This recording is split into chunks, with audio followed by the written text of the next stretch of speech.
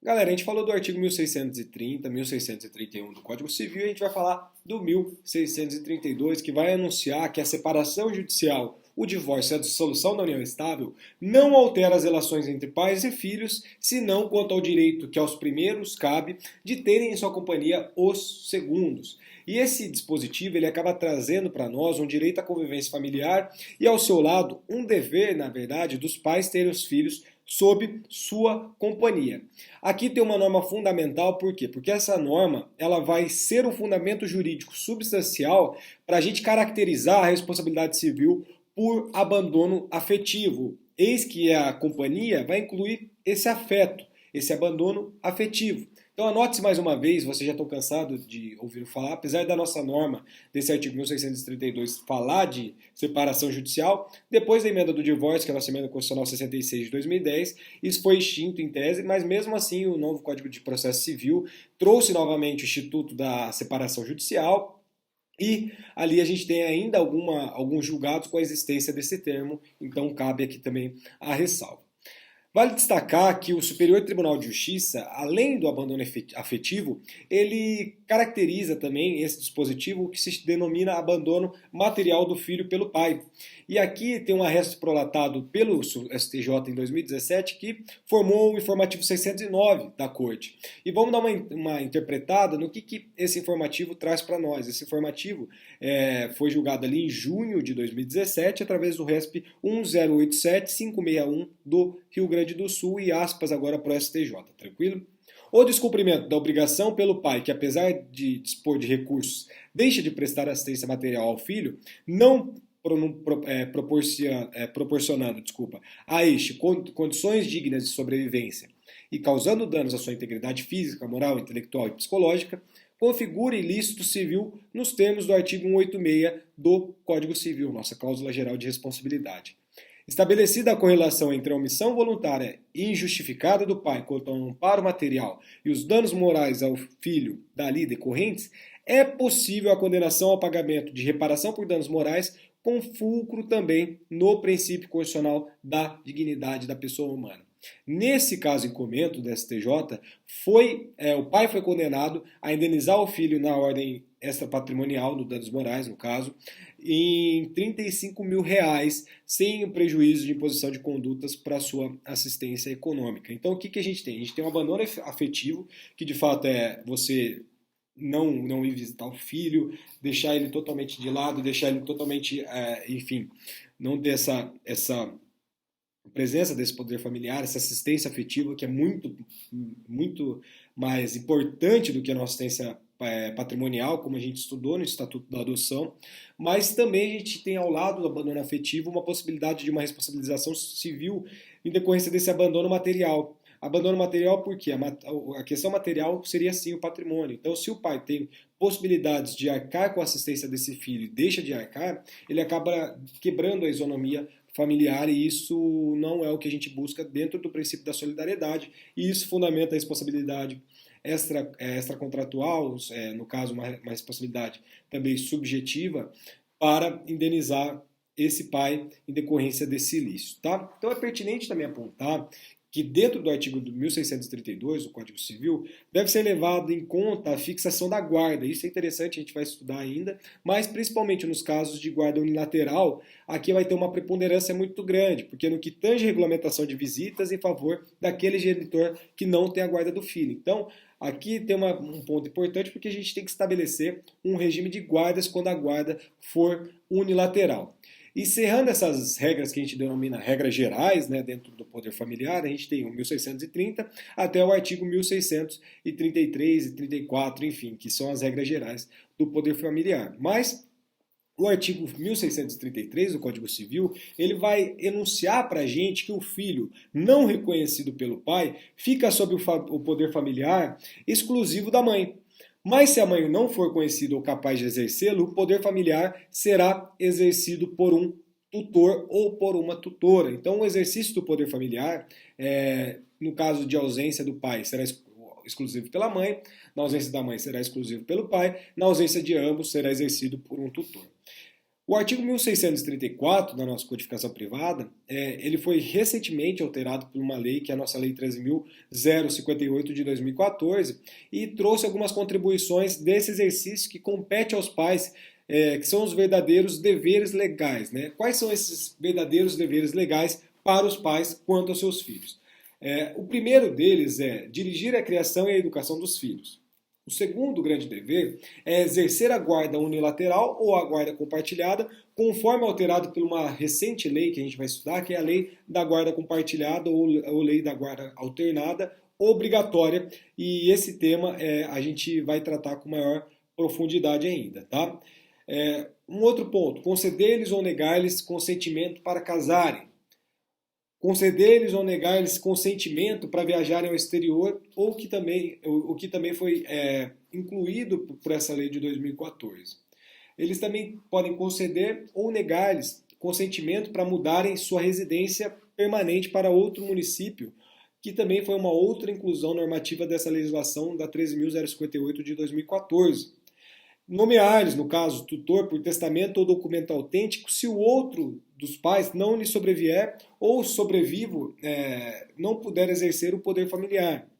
Uma outra função é representá-los da maneira dentro do âmbito judicial ou no âmbito extrajudicial até os 16 anos nos atos da vida civil e assisti-los após a idade, ou seja, entre 16 e 18 anos a gente tem que assistir os filhos menores nos atos em que forem partes, suprindo-lhes aqui no caso a questão do consentimento. E aqui também houve uma outra alteração por essa nossa lei 13.058 de 2014.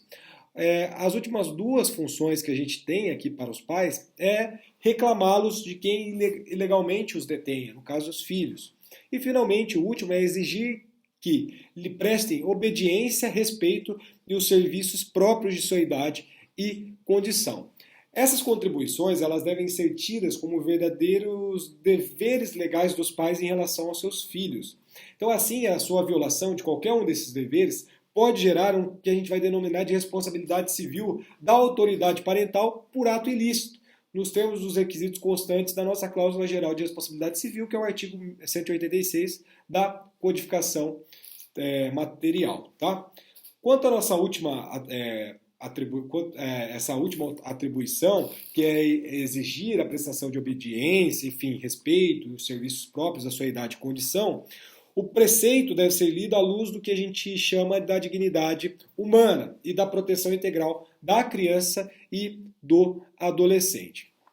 De início, a gente tem que ter muito claro que a questão da obediência ela não pode ser totalmente desmedida, tá? Porque se a gente tiver não tiver parâmetros, a gente vai tolerar os maus tratos e a relação ditatorial entre essa questão hierarquia pai e filho. Não é isso que a codificação quer.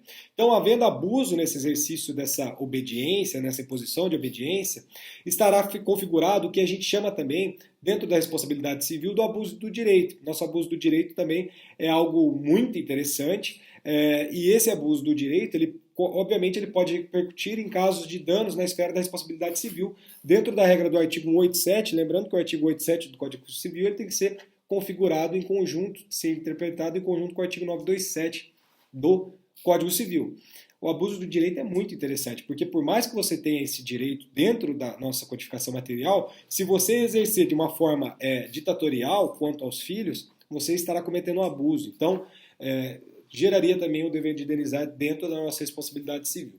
Como consequência, além da nossa suspensão, ou até mesmo nos casos mais graves, da destituição do poder familiar, o pai e a mãe, no caso, poderá ser condenado a pagar indenização por danos morais aos filhos se esses maus tratos estiverem presentes. Isso é importantíssimo. Então lembre-se que sempre como parâmetros para evitar a questão do abuso do direito, devem ser considerados os previstos no artigo 187 do Código Civil, que são verdadeiras cláusulas gerais. Então, o que a gente tem que observar para evitar o abuso do direito?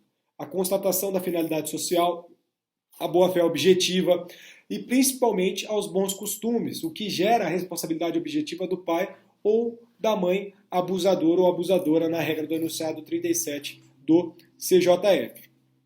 Sobre essa situação, que é uma situação extremamente delicada, entrou em vigor uma lei, que é a Lei 13.038 13.010 de 2014, conhecida tradicionalmente aí, enfim, como a Lei da Palmada ou a Lei Menino Bernardo, em homenagem à violência, em homenagem à vítima da violência, né, na realidade, praticadas pelo pai e pela madrasta referente ao menino Bernardo. Eu acho que o julgamento desse caso foi até recente, acho que foi ano passado. Então, essa norma, a 13.010 de 2014, ela alterou uns dispositivos ali dentro do Estatuto da Criança e do Adolescente, passando a prever um dispositivo que é o 18A, que a criança e o adolescente têm o direito de ser educados e cuidados sem o uso de castigo físico ou de tratamento cruel ou degradante como formas de correção, disciplina, educação ou qualquer outro pretexto pelos pais, pelos integrantes da família ampliada, enfim, a família extensa, pelos responsáveis, pelos agentes públicos, executores de tais medidas socioeducativas em determinados casos, ou por qualquer pessoa encarregada de cuidar deles, tratá-los, então, de uma maneira dentro dos parâmetros de educação e de proteção. Essa lei define as práticas que são vedadas. E quais são essas práticas vedadas? O que isso quer dizer? São aquelas que são consideradas um castigo físico, a ação de natureza disciplinar ou punitiva aplicada com o uso de uma força física sobre a criança ou adolescente que resulte em um sofrimento físico ou uma lesão, Então, o tratamento cruel, o tratamento degradante, ele é conceituado pela norma para nós como uma conduta ou a forma cruel de tratamento em relação à criança ou adolescente que os humilhe, os ameace gravemente ou os ridicularize. Em complemento ao 18A do nosso ECA, a gente tem o novo 18B. E o novo 18B ele vai traz para nós que os pais, os integrantes da família ampliada, os responsáveis, os agentes públicos, enfim, os executores de medidas socioeducativas ou qualquer outras pessoas encarregadas de cuidar dessas crianças e desses adolescentes, se eles eles devem tratá-los, de educá-los ou de protegê-los, e a gente tem uma vedação da utilização de castigo físico ou tratamento cruel ou degradante como forma de correção, disciplina, educação ou qualquer outro pretexto que esses adolescentes e essas crianças estão sujeitos. Então, sem prejuízo de outras sanções cabíveis, e são várias as sanções cabíveis, na verdade a gente vê aí na prática situações absurdas, né? As seguintes, então a gente tem que tutelar isso. E, na verdade, a gente tem dentro da lei um parâmetro muito interessante que a gente tem uma aplicação de acordo com a gravidade de cada caso em concreto. Então, a nossa lei, ela tem o 18B do ECA, ele traz um procedimento mesmo para esses casos de maus tratos referentes à criança e ao adolescente. Então, a gente tem um passo a passo, porque uma coisa é você, por exemplo, fazer uma agressão verbal e outra coisa é você espancar o seu filho. Então, a gente tem que ter também parâmetros para isso. A gente não consegue colocar tudo na mesma balança, apesar de qualquer forma de agressão ser totalmente vedada e ser totalmente repudiada. Tá?